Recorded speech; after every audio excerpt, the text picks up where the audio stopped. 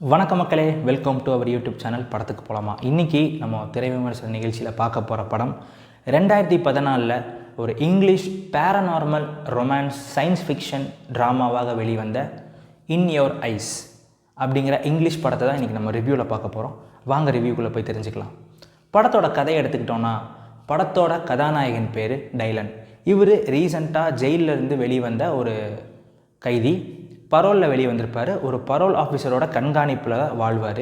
இவர் பெரிய வசதி வாய்ப்பெல்லாம் கிடையாது. ஒரு சின்ன வீட்டில் தான் இருப்பார். அது வீடு கூட கிடையாது, அந்த ஒரு ட்ரக்கு மாதிரி வச்சுருப்பாங்க. ஸோ அங்கே தான் அவர் வாழ்ந்துட்டுருப்பார்.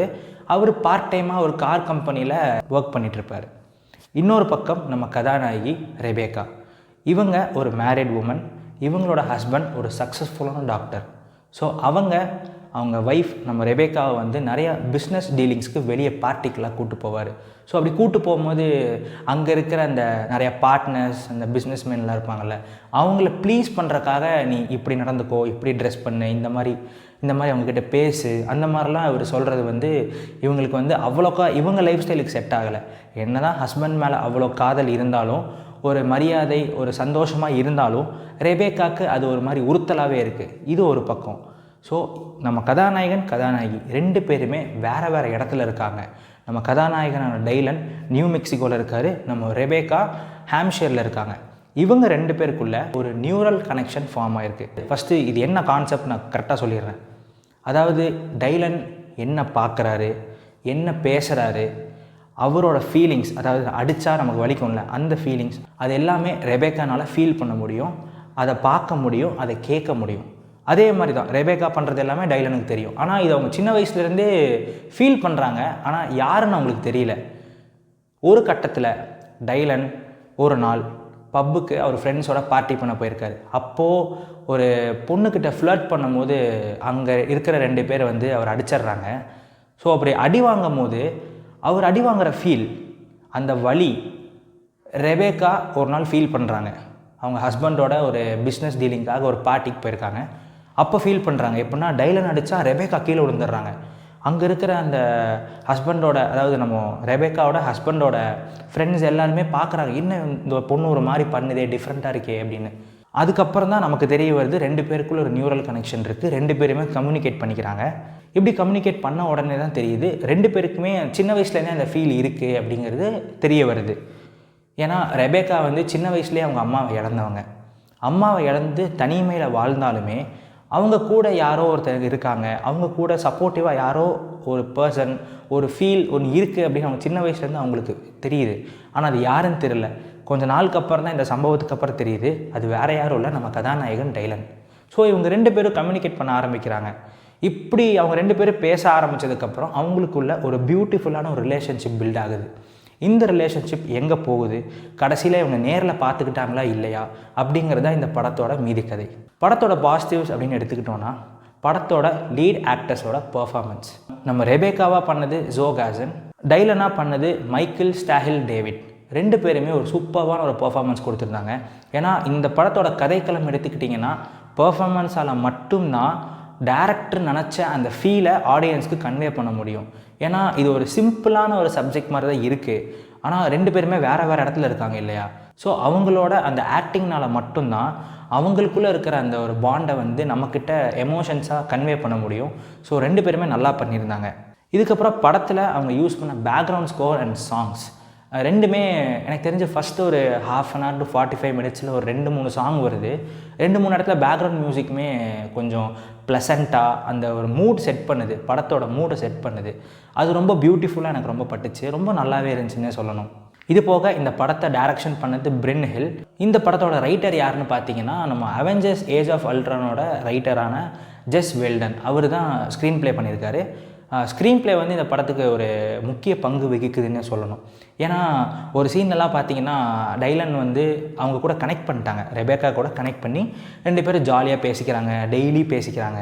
அவங்களுக்குள்ள அப்படியே அந்த கான்வர்சேஷன் பில்ட் ஆகுது.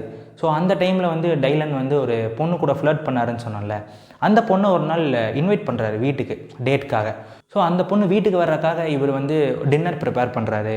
வீடெல்லாம் கசமுசன்னு இருக்கும், அதெல்லாம் வந்து ஆர்கனைஸாக ரொம்ப நீட்டாக வச்சுக்கணும்னு சொல்லிட்டு அவர் ஒர்க் பண்ணுறாரு. அதை வந்து நம்ம ஹீரோயின் வந்து டைலனோட பார்வை வழியாக பார்த்து, இந்த மாதிரி பண்ணு, ஆர்கனைஸ்டாக இல்லை, இதை க்ளீன் பண்ணு, வெளியே வந்து சிக்கன் வந்து ஒரு மாதிரி பேர்ன் ஆகுது, அதை ரெடி பண்ணு அப்படின்னு சொல்லிட்டு அவங்கள வழி நடத்துகிறாங்க.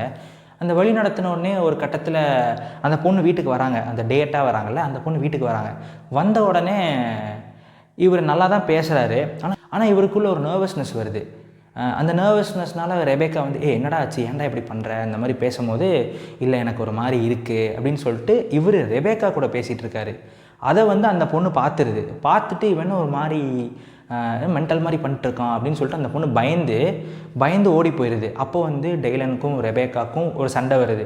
உன்னால தான், நானே பண்ணியிருப்பேன், நீ தான் வந்து பேசினேன், நான் உங்ககிட்ட பேசி அந்த பொண்ணு பயந்து போயிடுச்சு, இப்போ நான் என்ன பண்ணுறது, யாருமே இல்லை என் கூட அப்படின்னு சொல்லிட்டு ரெண்டு பேரும் ஒரு சண்டை மாதிரி, ஒரு லவ்வர்ஸ்குள்ளெல்லாம் சண்டை போடுவாங்கள்ல, அந்த மாதிரி தான் இருக்குது அந்த சண்டை.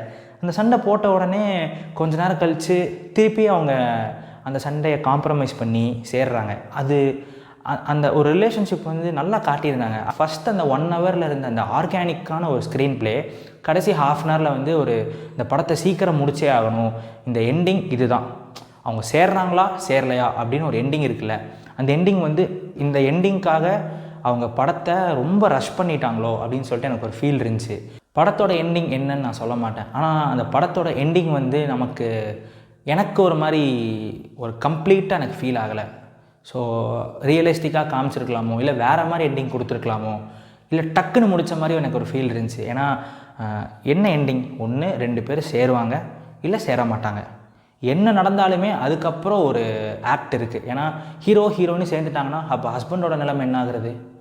சரி, சப்போஸ் சேரலைன்னா அப்போது இவங்களுக்குள்ளே இருக்கிற அந்த ரிலேஷன்ஷிப் எதை நோக்கி போகுது அப்படிங்கிற அந்த கேள்வி, இந்த 2 பாசிபிலிட்டியை வந்து அவங்க காட்டலை. படத்தோட எண்டிங் சேர்றாங்களா சேரலையா அதோட முடிச்சுட்டாங்க, அவ்வளோதான். இன்னொரு அழகான சீன் பார்த்தேன். அவங்க 2 பேருக்குள்ளே அந்த ரிலேஷன்ஷிப் க்ரோ ஆன உடனே அவங்க 2 பேருமே மீட் பண்ணியிருக்க மாட்டாங்க, ஃபேஸ் மட்டும் பார்த்துருப்பாங்க. ஏன்னா இவர் கண்ணாடி வழியாக பார்த்தா ரெபேக்கானால் அவரோட ஃபேஸை பார்க்க முடியும், டைலனோட ஃபேஸை. அதே மாதிரி ரெபேக்காவை வந்து டைலன் பார்க்க முடியும். ஸோ ஃபேஸை மட்டும் தான் பார்த்துருப்பாங்க. 2 பேரும் டச் பண்ணி ஃபீல் பண்ணிக்கணும் அப்படின்னு சொல்லிட்டு ஒரு டச்சிங்காக ஒரு சீன் ஒன்று வச்சுருந்தாங்க. அதாவது டைலன் வந்து அவரோட உடம்பை தொடுவார், அப்போது ரெபேக்காவுக்கு வந்து அவங்களே தொட்ட மாதிரி ஃபீல் ஆகும். ஸோ அந்த ஒரு காட்சி வந்து அவங்களுக்குள்ளே இருக்கிற அந்த ஒரு இன்டிமெசியை வந்து ரொம்ப அழகாக காமிச்சிருந்தாங்க. ஒரு மாதிரி ப்ரீஸியாக ரொம்ப இன்டென்ஸாக இருந்துச்சு அந்த இன்டிமெசி. ஸோ அந்த சீன் எனக்கு ரொம்ப பிடிச்சிது. மொத்தமாக இந்த படம் எப்படி இருக்குது அப்படின்னு கேட்டிங்கன்னா, ஒரு டிஃப்ரெண்ட்டான ஒரு கதைக்களம், நல்ல பர்ஃபார்மன்ஸஸ். ஸோ இந்த படம் முடிஞ்சால் கண்டிப்பாக நீங்கள் ஃபேமிலியோடு பார்க்கலாம். நான் சொன்ன அந்த இன்டிமேட் சீன் மட்டும் இருக்குது, அது மட்டும் கொஞ்சம் பார்த்துக்கோங்க. அது ஒன்றும் அவ்வளோ வல்கராலாம் இல்லை. ஒரு டிஃப்ரெண்ட்டான ஒரு படம் உங்களுக்கு பார்க்கணும், இது ஒரு அண்டர் ரேட்டட் படம்னே நான் சொல்லுவேன். பெருசாக யாருக்குமே தெரிஞ்சிருக்க வாய்ப்பு இல்லை. ஸோ இந்த படம் நீங்கள் கண்டிப்பாக மிஸ் பண்ணாமல் பாருங்கள். நம்ம சைட்லேருந்து ஒரு நல்ல ஒரு ரெக்கமெண்டேஷனான ஒரு படம். ஸோ இந்த படத்துக்கு நம்ம கொடுக்கக்கூடிய ரேட்டிங் வந்து பார்த்திங்கன்னா 3.75 ஸ்டார்ஸ் அவுட் ஆஃப் 5. மீண்டும் மற்றும் இதே மாதிரி இன்னொரு திரை விமர்சன நிகழ்ச்சியில் உங்களை காணும் வரை உங்களிடமிருந்து விடைபெறுவது உங்கள் சுதர்ஷன். வணக்கம். இந்த வீடியோ உங்களுக்கு பிடிச்சிருந்துச்சுன்னா லைக் பண்ணுங்கள், ஷேர் பண்ணுங்கள், சப்ஸ்கிரைப் பண்ணுங்கள். இதே மாதிரி இனி நிறையா மூவி ரிவ்யூஸ் உங்களுக்காக வந்துட்டுருக்கு. So stay tuned.